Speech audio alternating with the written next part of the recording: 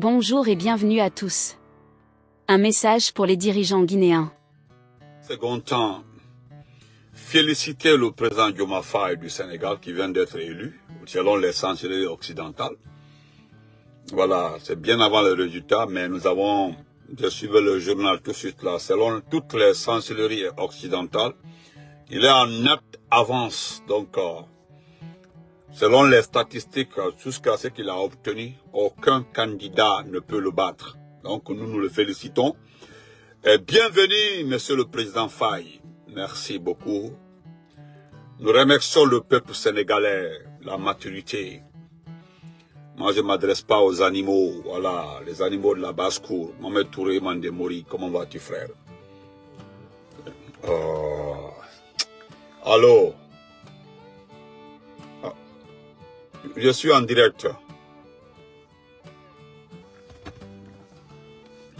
Féliciter le président Diomaye Faye. Et surtout, pourquoi je parle de lui? C'est pour encore une fois prendre l'exemple,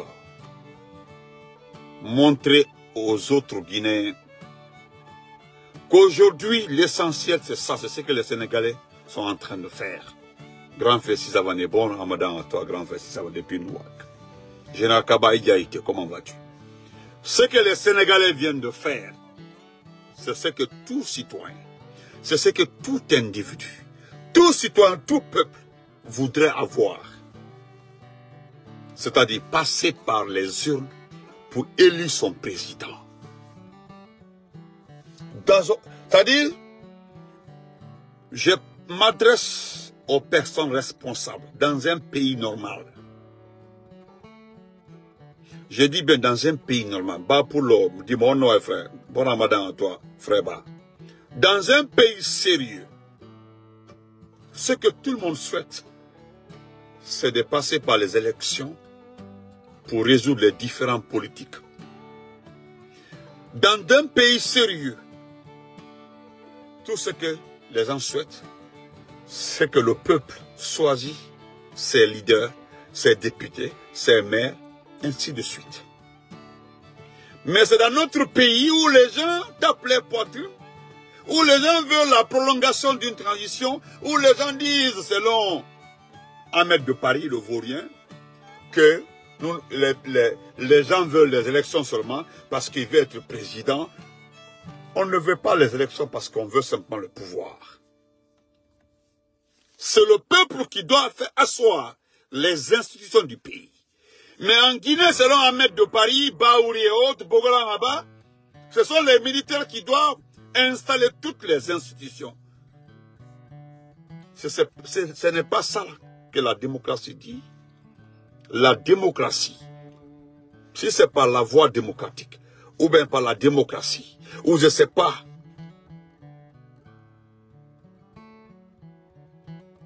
ce qui m'étonne aujourd'hui, Kaz Bangoura, comment vas-tu, Kedjetu? Comment vas-tu, champion?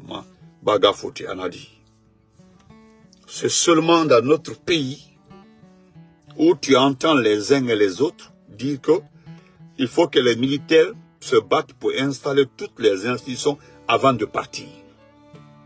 Dans les autres pays qui aiment la démocratie, qui ont la culture démocratique, savent que c'est le peuple qui choisit.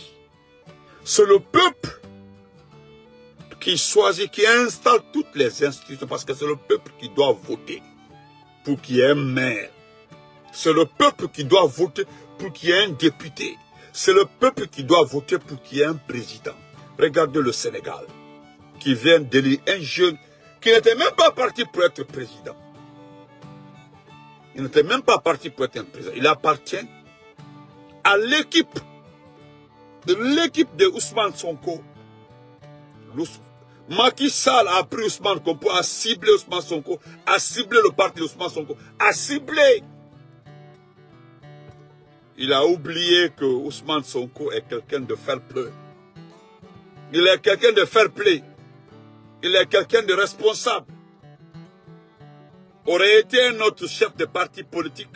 Si moi je ne deviens pas candidat, c'est que mon parti n'ira pas aux élections. Si moi je ne deviens pas le leader, c'est que mon parti ne sera pas dedans. Mon parti ne va pas participer. Il s'est fait remplacer. Il a choisi. Il a demandé à toute l'équipe de choisir Diomaye Faye. Voilà celui qui vient d'être élu. Vous savez ce que vous ne comprenez pas. Quand un peuple est fatigué, quand un peuple est traumatisé, quand un peuple est dépassé par les choses, ils prennent l'option, ils prennent toutes les options pour se débarrasser de celui qui les a fait tort, qui les a causé toutes ces souffrances. Ils prennent toutes les options. Aujourd'hui, même ceux qui n'aimaient pas Ousmane Sonko, même dans le camp de Macky Sall, parce que là où Amadou Ba a voté, c'est Diomaye qui a gagné là-bas, Diomaye Faye qui a gagné là-bas. Partout où Macky Sall gagnait, raflait aujourd'hui, son parti a été battu, l'APR a été battu. C'est que les gens sont fatigués. C'est que quand je vois des individus, Fatoumata Souma, merci pour les cœurs, mettez les cœurs. Quand je vois des individus dire que il faut voter Amadou Ba pour la continuité de Macky Sall. Mais quand je vous vois, regardez ce que Macky Sall a fait tout récemment là. Le forcing, calvaire, galère, souffrance qu'il a infligé à son peuple. Même si les gens aimaient Amadou Ba, à cause du comportement de Macky Sall, ce que Macky Sall a fait subir au peuple, ils vont tous se rebeller, se braquer contre Amadou Ba. Amadou Ba est un très bon cadre, un excellent cadre, un technicien, un fin technicien. Mais à cause de Macky Sall, il perd. Les gens ne peuvent pas se battre contre Macky Sall, se battre, sortir tous les muscles contre Macky Sall. Et venir voter pour le candidat de Macky Sall. Si on votait pour Amadou Ba aujourd'hui, Amadou Ba est élu. Ça veut dire qu'automatiquement, c'est Macky Sall qui va diriger le pays. Autrement d'ailleurs. Donc les gens se sont rangés, ils ont fait un bloc derrière Diomaye Faye pour barrer la route à toute cette équipe. Parce qu'avec Diomaye Faye, c'est un changement radical. C'est se tourner le dos aux malfaiteurs en personne. Qu'est-ce que les gens n'ont pas pris ici, Macky Sall, pour nous insulter, pour manquer de respect, pour parler de troisième mandat, de 20e mandat. C'est pas ce que Macky Sall voulait, un troisième mandat. Il s'est fâché après Macron. Macron n'a pas voulu le recevoir, il ne voulait plus le recevoir. Macron ne voulait plus l'entendre parler. Macron ne comptait plus. Macron sait qu'il a échoué. Comment je vois co-immersion. Immersion, voilà immersion. Dans notre pays, voilà ce que les gens adorent. Voilà. Voici le pays de... Hein? Regardez. Regarde dans notre pays où un intellectuel, celui qui est allé à l'école, un grand intellectuel, hein, vient baisser la tête, se courber devant. Hein, regardez-le. Un intellectuel, hein, un savant, c'est-à-dire un banquier, un économiste. Regardez comment est-ce qu'il vient baisser la tête devant un jeune qui n'est pas allé à l'école. Parce qu'il a la force des militaires, il a la force des armes. Regardez cette image. C'est ça là, nous voulons en Guinée. Au moins les autres sont en train de se battre, se débarrasser de tout, du mal. Hein? La mentalité, la maturité du peuple sénégalais par rapport à la maturité du peuple. Regardez, vous ne verrez jamais des situations comme ça au Sénégal. Jamais. Un jeune, un individu. Hein? Regardez un intellectuel Baouri, un chevronné, un grand intellectuel, regardez, devant son fils. Si ce n'était pas pour le pouvoir à obtenir le poste ministériel, Baouri a tous les arguments. Baouri a tous les arguments. Baouri est tellement intelligent, il a tous les mots, il a le français facile pour aujourd'hui démonter Mamadi Doumbouya. Mais comme il voulait ce poste de chef du gouvernement, il voulait coûte que coûte être Premier ministre. Voilà pourquoi il a mis sa vie à terre, son intelligence, sa performance, sa qualité à terre, devant un enfant qui n'a pas son CEP. Hein?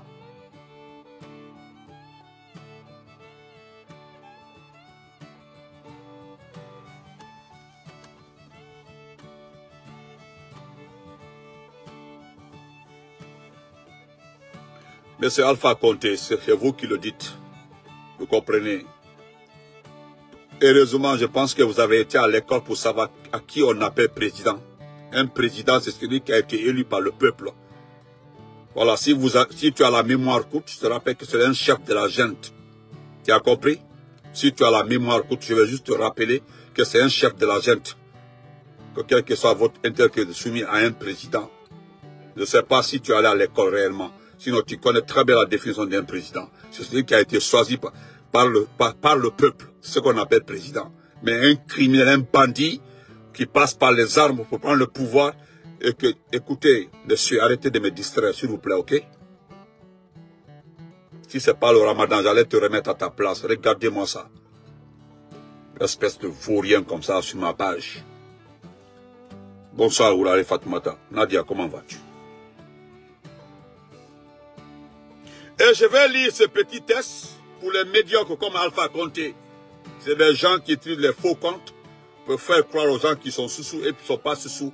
On se connaît dans ce pays-là. Il y a des gens qui pèlent les noms Peuls pour faire croire que les gens qui sont Peuls et pourtant ils ne sont pas Peuls. Nous, on connaît la petite sortie de notre président aujourd'hui. Je ne vais même pas perdre mon temps là-dessus. Parce que nous avons tellement parlé de ça. Et ils nous ont dit que c'est la cause même du coup d'État. Les fuites, les mensonges. Hein? Les mensonges. Ces fuites-là.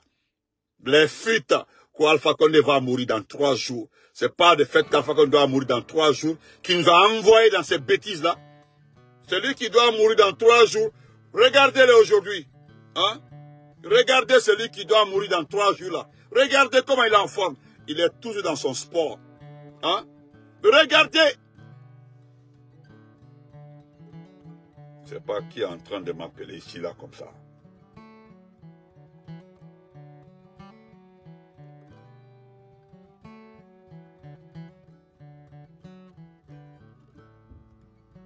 Je suis en direct. Donc, je vais lire le test live.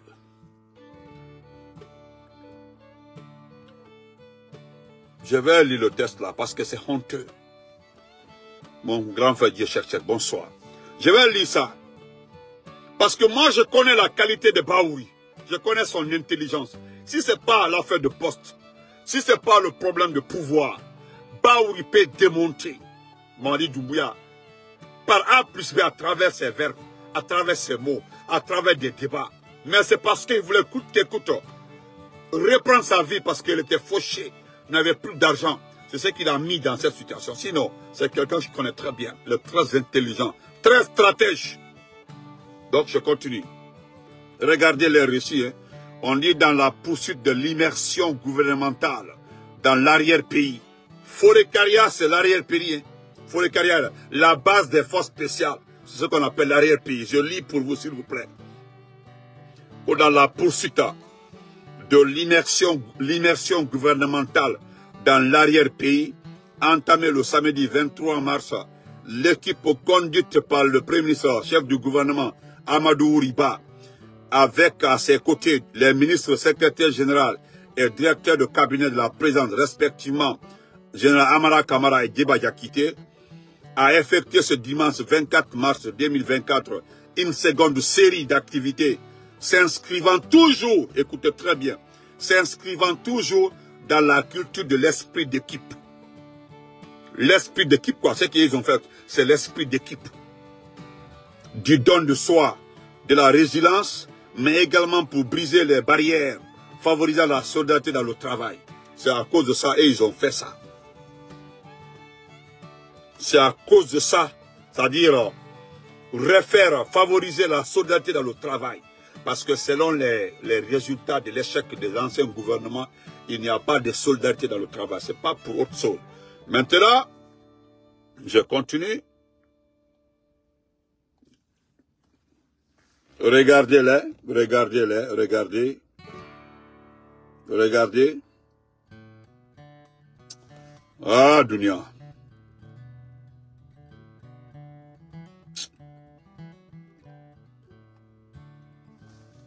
Regardez.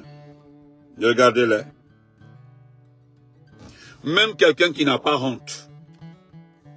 Le palais Mohamed V que vous voyez comme ça là, a été totalement refait par Alpha Condé. Le palais que vous voyez là a été fait avec l'argent du peuple par le professeur Alpha Condé. Donc je me demande, qu'est-ce que vous voulez montrer aux Guinéens? Le peuple n'a rien à manger. Il n'y a pas de courant. Il n'y a pas d'eau. On était sur la base de notre frère grand Onazis. Onazis qui parlait de ça. Onazis a raison, grand Onazis a raison. Dans Yemuna, Temuna, Donse Mouna. Qu'est-ce qu'Alpha Condé revient s'il te plaît? C'est-à-dire Temuna, Yemuna, Donse Mouna. Dans un pays, si vous voulez montrer que vous êtes des grands messieurs, vous êtes des responsables, pourquoi alors vous faites ces cirques-là? Au moment où il n'y a pas d'eau, ni courant, ni manger pour les Guinéens. Ce que vous faites là, ça rapporte quoi aux Guinéens? Qu'est-ce que les Guinéens ont à gagner dans ça? C'est ce que vous dites même. C'est-à-dire, prenons le côté peuple, parce que on considère qu'un chef d'État, un président élu par le peuple, le gouvernement, les deux entités travaillent pour le bien-être de la population. On est président, on est ministre pour le peuple. Normalement, dans la définition propre de la fonction gouvernementale, c'est pour le peuple. C'est pour le peuple. Maintenant, regardez le peuple. Pourquoi il n'y a pas de courant? Pourquoi il n'y a pas d'eau? Pourquoi le niveau de vie est bas? Et vous êtes en train de vous promener pour dire que vous faites ça? Pour la solidarité dans le travail. Votre travail là, rapporte quoi au peuple? Qu'est-ce que nous avons à gagner dans ce que vous faites? Absolument rien. Qu'est-ce que vous voulez vendre aux Guinéens? Absolument rien. Vous êtes venu attaquer un monsieur, un président choisi par le peuple, le professeur Alpha Condé, c'est ce que Dr Ba, je lisais ce que Dr Ba a dit aujourd'hui, du côté de l'Allemagne. La Guinée est en train de décoller à sa façon. On ne pensait plus se retourner dans cette situation. Personne n'imaginait aujourd'hui que le courant allait refaire le tour à tour. C'est Dr Ba depuis l'Allemagne qui le dit. Malgré tout ce qu'on peut dire d'Alpha Condé, avec Alpha Condé, on avait commencé totalement à voir le début. Et ça allait continuer comme ça si on œuvrait dans le sens d'élire nos chefs d'État par les urnes. C'est ce que le papa dit dans son récit. Mais aujourd'hui, parce que le monsieur a les armes et il continue à s'équiper, il continue à recruter ses parents, il continue à former des jeunes uniquement pour sa propre protection. Et vous ne voulez pas qu'on dise ça. Et puis vous voulez coûte que coûte qu'on le soutient. On le soutient dans quel sens et pourquoi? Qu'est-ce que nous avons à gagner dedans? Il suffit que moi je me lève aujourd'hui, je parle de Mouadi par-ci par-là. Là. Paf, on me nomme préfet ou gouverneur. Est-ce que c'est une fierté? Est-ce que c'est un honneur? Non. C'est comme ce que Bogolan Abba a fait. Bogolan Abba, c'est un Djeliba, il a chanté Madjoumbia, il a parlé de Doumbia. C'est-à-dire, il a tellement... Mais regardez, la suite. La suite. Même les papas, aujourd'hui, c'est ce que le docteur Ba dit. Le papa dit, même si on n'aime pas Alpha Condé, mais la base là, la base d'un décollage économique avait commencé en Guinée. Moi, quand des intellectuels comme ça s'expriment, c'est quelqu'un qui connaît bien Baouri, il le connaît très bien. Il est plus âgé que Baouri, il le connaît très bien. C'est ce que le papa me dit, il dit, le monsieur là, il a grillé sa vie, il a grillé sa carrière. Mais rien ne m'étonne, rien ne me surprend. Il le dit clairement. Parce qu'il ne va pas réussir. Parce que je me demande avec quel argent il va travailler. Parce que si tu entends que tu es un excellent cadre, tu es un très bon ministre, c'est ceci qui a des projets à faire développer, des projets à faire exécuter. Tu n'as pas de tu as des projets, tu n'as pas d'argent. Ou bien tu n'as pas de projet, tu n'as pas d'argent. Tu n'as ni projet, tu n'as ni argent. C'est-à-dire tu n'as ni projet, tu n'as ni argent. Maintenant, ou bien tu as des projets, tu n'as pas d'argent. Mais dans le cas de Baouri, il n'a ni projet, il n'a ni argent. Parce que ce qu'il a dit là, dans son discours, ce qu'il a dit là, il vient travailler pour Mamadi. Pour que Mamadi reste au pouvoir. Il vient travailler pour que Doumbouya puisse prolonger sa transition afin de trouver une solution pour rester au pouvoir. Parce que la prolongation du pouvoir de Mamadi, ce n'est pas pour quitter le pouvoir. D'ici fin 2025, trouver d'autres alternatives pour pousser encore. C'est ce qu'il veut faire parce que ils ont compris, il n'y aura pas de soulèvement populaire, il n'y aura pas de situation par rapport à la population. La population est maîtrisée. En tout cas, ceux qui peuvent pousser aujourd'hui le peuple à se soulever, ou bien quelques individus leaders de ce peuple-là, aujourd'hui sont totalement maîtrisés. Les quelques bons messieurs qui pouvaient demander au peuple tout autant, soit Mamadi part ou bien on a Birikana. Bi, faut Mamadi wa ou bien on a Betty Hande. Kobe Mamadi Immo Mamen Lantiafo, tous ces personnes ont été récupérées par le CNRD. Ils se disent que c'est fini, c'est terminé. Les autres là, c'est les bavards sur les réseaux sociaux. La chance que nous avons eue, c'est que nous avons occupé l'espace réseaux sociaux. En tout cas, les réseaux sociaux là. Twitter bas, TikTok bas, partout tu parles aujourd'hui, tu ne peux rien faire. En tout cas, tu ne peux pas gérer Twitter, tu portais de Mamadi Doumbouya. Il faut t'effacer parce que tu n'as pas d'espace. Tu n'as pas d'espace, tu ne vas pas prospérer. Un blogueur de Mamadi Doumbouya, il prend un téléphone, il parle de Mamadi Doumbouya, il n'a même pas une personne pour le vivre. Il n'y en aura pas. Donc, nous allons lire le récit là. Je vais lire ça pour vous. C'est un récit de docteur. J'aimais docteur Idriss parce qu'il est connu, il est en Guinée. C'est un grand politicien. Voilà. Je vais lire ça pour vous, s'il vous plaît. Où j'ai même mis ça? Attention. Est-ce que j'ai...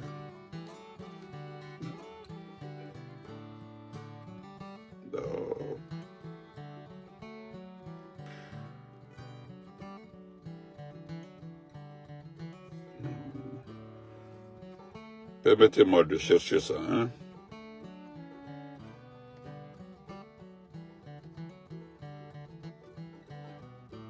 Eh bien, j'ai jeté ça. C'est pas là où j'ai mis ça. Oui. Donnez-moi juste une minute. Et pourtant, j'avais ça.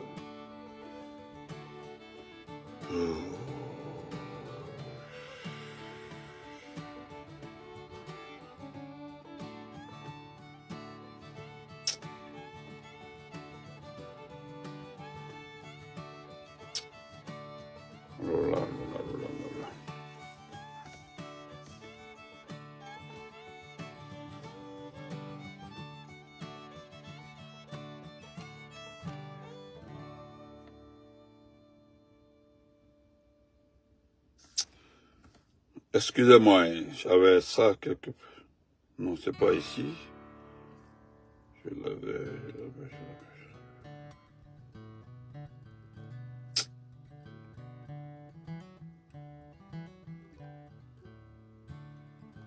Ok.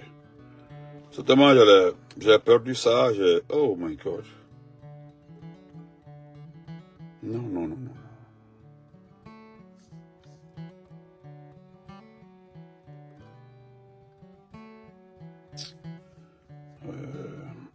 On a défaut, c'est mon défaut ça. Il y avait ça là, tranquillement, tranquille.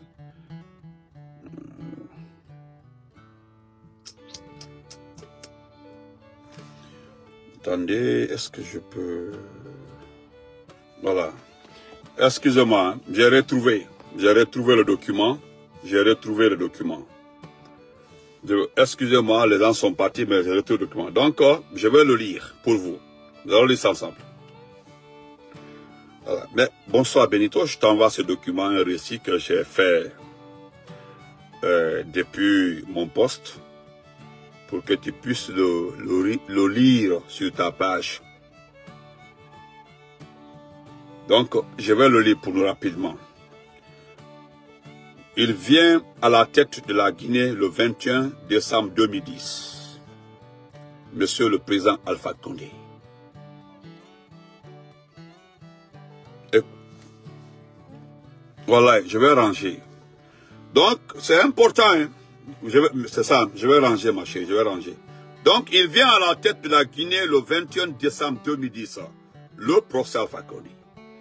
À la tête d'un pays endetté, peu fréquentable, et considéré dans la région comme la plaque tournante de la drogue. Un pays aux infrastructures vétustes ou inexistantes. Une capitale sans électricité, sans aucun réceptif hôtelier. À son arrivée, entre parenthèses, le professeur Alpha Condé, chef de l'État, président de la République, cela faisait plus de 20 ans que la Guinée n'avait plus abrité des sommets internationaux, faute d'infrastructures et de politiques diplomatiques depuis des décennies. À son arrivée, le professeur Alpha Condé, avoir de la boisson fraîche à Conakry au XXIe siècle était un luxe pour les populations guinéennes. Chacun se souvient qu'il fallait acheter des poches de glace afin d'avoir de la boisson fraîche dans les domiciles. Le frigo était considéré comme un objet de luxe à Conakry.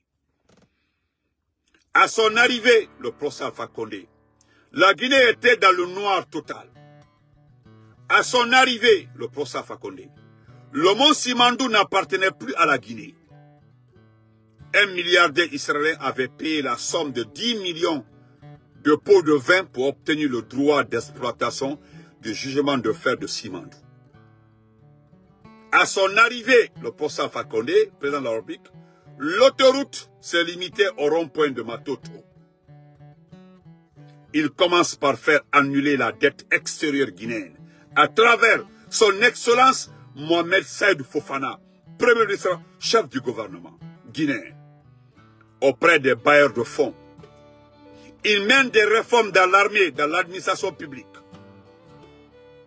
Il fallait construire le barrage de Kaleta d'une puissance de 240 MW en 2015. Il fait construire un deuxième barrage, Swapiti, d'une puissance de 450 MW en 2021. Ce qui fait passer la capacité de production de la Guinée de 100 à plus de 1000 gigawatts. Afin de permettre aux villes de l'extérieur du pays de se doter d'infrastructures, il a délocalisé les festivités d'indépendance, des routes, des centres de santé, des lieux de loisirs, les infrastructures administratives, mairie, commissariat, gendarmerie, poste de police, gouvernorat, centre universitaire, lycée, pour toutes les villes de l'intérieur, changées à cause des fêtes d'indépendance. Petit à petit, il va transformer l'image des grandes de l'intérieur du pays, de grandes villes de l'intérieur du pays. Il va doter la Guinée d'un nouveau code minier qui sera une référence dans la sous-région. Il va négocier avec la Chine une convention de plus de 20 milliards de dollars qui permettra à la Guinée de financer ces 2 barrages et le financement de la nouvelle route Koya-Mamou-Dabola, passer de 370 km initial à 354 km grâce à l'élimination des virages dangereux. Le financement de l'échangeur de Kabélé, le financement de l'échangeur de Carrefour 36, le financement de l'échangeur de Bambeto. À cela s'ajoute encore la rénovation de l'hôpital Donka, la réalisation par des investisseurs sous son mandat de l'hôtel Onomo, hôtel Kaloum, hôtel Sheraton, Noon Hotel, la rénovation de l'hôtel Palm Kamaen. Ces hôtels font la fierté de la ville de Conakry aujourd'hui en termes d'infrastructures. Il permettra aux Guinéens de se doter pour la première fois d'un passeport biométrique sécurisé. des pièces d'identité biométriques sécurisées, un permis de conduire également biométrique et sécurisé. Sous le président Alpha Condé, la Guinée devient le deuxième exportateur de bauxite en termes normaux. Son administration financera des projets de jeunes et de femmes, MIFA. Il va mettre en place ANIES, l'Agence nationale d'inclusion sociale, avec pour objectif redistribuer les fruits de la prospérité économique. Il procédera à la rénovation et l'extension du port autonome de Conakry à travers une nouvelle dynamique, réforme qui permettra au port autonome de Conakry d'être classé premier port le plus dynamique en Afrique de l'Ouest en 2021. Il lancera une bataille judiciaire contre les milliardaires israéliens afin de permettre à la Guinée de récupérer le mont Simandou. La Guinée finira par avoir gain de cause. Il procédera à la rénovation et l'extension de l'aéroport de Conakry. D'ailleurs, je signale, ils sont en train de montrer les images de l'extension de l'aéroport de Conakry sans savoir que c'est Alpha Condé qui l'a fait. Donc, c'est précisé dans ce récit. Il procédera à la rénovation et à la construction de nouveaux bâtiments administratifs à Conakry, ainsi qu'à l'intérieur du pays. La construction du nouveau ministère de la Justice. Sous Alpha Condé, le chef de l'État président, c'est aussi la construction de Diamond Plaza, la construction du premier hypermarché par une famille ivaro-libanaise, Prima Center, à Kipé. Il rêvait grand pour la Guinée. Il réalisera des grands projets pour son pays. Je retiens de Alpha Condé un homme qui aime son pays et qui lui a bien rendu la confiance dès la population placée en lui. Et là, il conclut. Grâce au procès Alpha Condé, la Guinée s'est refait une image à l'extérieur. Grâce à Alpha Condé, la Guinée a renoué avec les institutions de Bretton Woods. Avec Alpha Condé, la Guinée a repris esprit. Avec Alpha Condé, la Guinée avait repris toutes ses facultés de développement. Avec Alpha Condé, la Guinée s'était donné une nouvelle orientation politique. Avec Alpha Condé, la Guinée s'est donné des opportunités. Avec Alpha Condé, la Guinée repassait devant.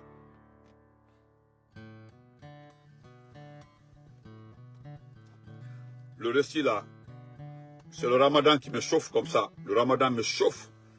Il est 18h21, il reste encore 40 minutes pour couper le jeûne. Vous avez vu comment j'ai lu ça avec force parce que je ne veux pas que ma respiration s'arrête. Tellement que ça fait comme ça dans mon cœur. Voilà. Donc, chers frères et sœurs, il fallait lire ce récit-là pour, encore une fois, faire réfléchir 1000 fois les petits supporters de Doumbouya. C'est-à-dire, dans le récit-là, tout ce qui se passe, tous les projets, tout ce que vous entendez là, sont des initiatives, les réalisations du poste Alpha Condé que vous avez vu aujourd'hui. Voilà. Parce que là, vous avez vu, quand je parle là, j'ouvre mes yeux gras comme ça, c'est parce que le Ramadan est en train de me clignoter dans la tête. Ne vous en faites pas. Voilà ma bagarre, frère. Voilà, non, grand, je t'envoie ça, grand. Dis, je t'envoie ça. Grand, il va, ton Nadia n'a pas élevé car. Ok, c'est pas grave. Parce que moi, il y a une chose qui me touche. Comment, qui a conseillé Alpha Condé? Comment Alpha Condé a procédé à la nomination des chefs du gouvernement? Regardez, il choisit en 2010 un premier ministre sorti de nulle part. C'est-à-dire, personne ne s'attendait à ce nom-là. Mohamed Saïd Fofana. Parce que même moi, Benito, en ce temps-là, je voyais beaucoup de premiers ministres. C'est-à-dire, beaucoup de premiers ministres. C'est-à-dire, j'avais des idées dans ma tête. Mais lorsque j'ai entendu le décret Mohamed Saïd Fofana, voilà, je suis allé chercher le nom par-ci, par-là. C'est-à-dire, nous avons tellement fouillé, on dit non, un monsieur religieux, effacé, honnête. C'est-à-dire, c'est comme ça les appréciations sortaient. On dit un monsieur, c'est-à-dire ceux qui ont travaillé avec Mohamed Saïd Fofana, on dit un monsieur religieux, effacé, honnête. organisé. C'est-à-dire, il y a tellement de mots, je dis, ah, si c'est ça, là, ça va aller.